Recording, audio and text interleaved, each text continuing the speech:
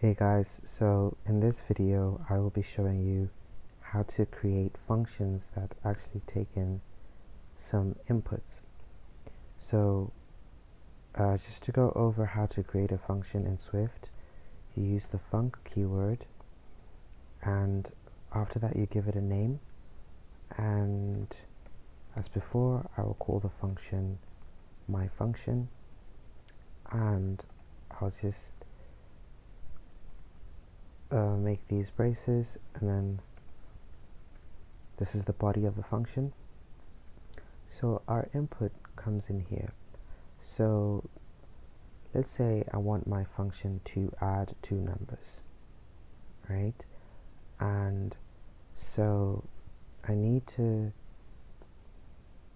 pass in these numbers. So I will call the first number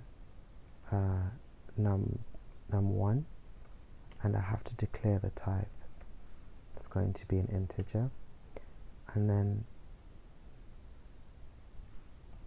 I have to pass in another number,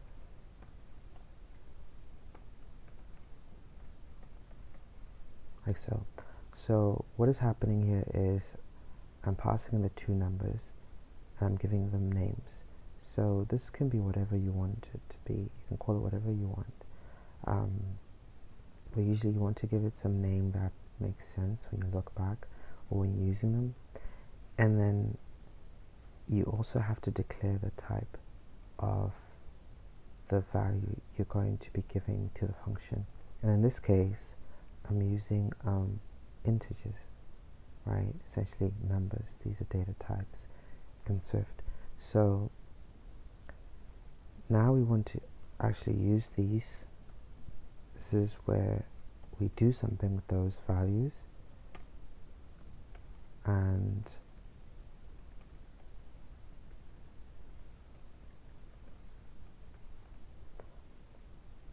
right, so now that my function takes in two numbers, number 1 and number 2.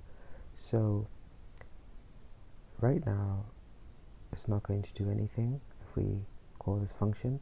So we want to print this, right? So we can actually see something when we use this function.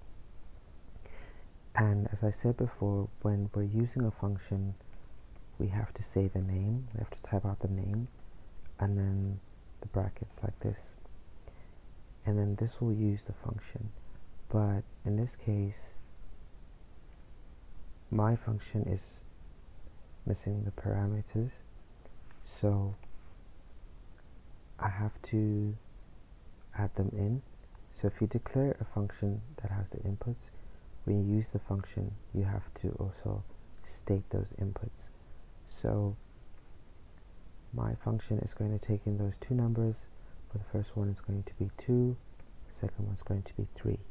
And it's essentially going to take this 2, place it here, take this 3, place it here, and then it's going to print 2 plus 3 for me. And then if I run that, you should see something. I should get a 5. And we said before, functions are reusable blocks of code, so I can reuse this function, passing in different values however I please. This time I'll pass in for the first number 40, for the second number 100, and then you can see I get 140.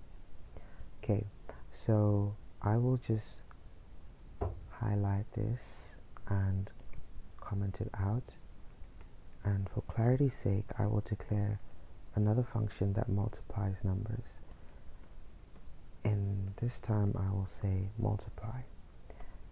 And again, I want to pass in two numbers. I'll give them different names just to showcase that those names for the inputs are completely arbitrary and you can call them whatever you want, but still you need to give the predefined data types in Swift. And here I'm using integers. So as before, you want to print the output of of this function, and to multiply we use a star sign, and so I'm multiplying the first value by the second value. And then now I want to use this function. When I call it here, I have to pass in the parameters again, and I'm just going to say 9 and 100. So it's going to take this 9, place it here, the first is, and this 2, place it here. It's going to multiply 9 and 100.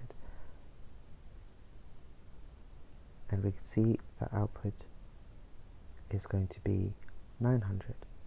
Okay, so this breaks down functions in Swift that take in inputs, and essentially these concepts are the same for other programming languages as well.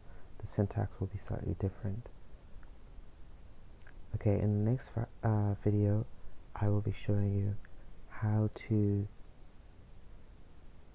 declare functions that give back a value or return a value.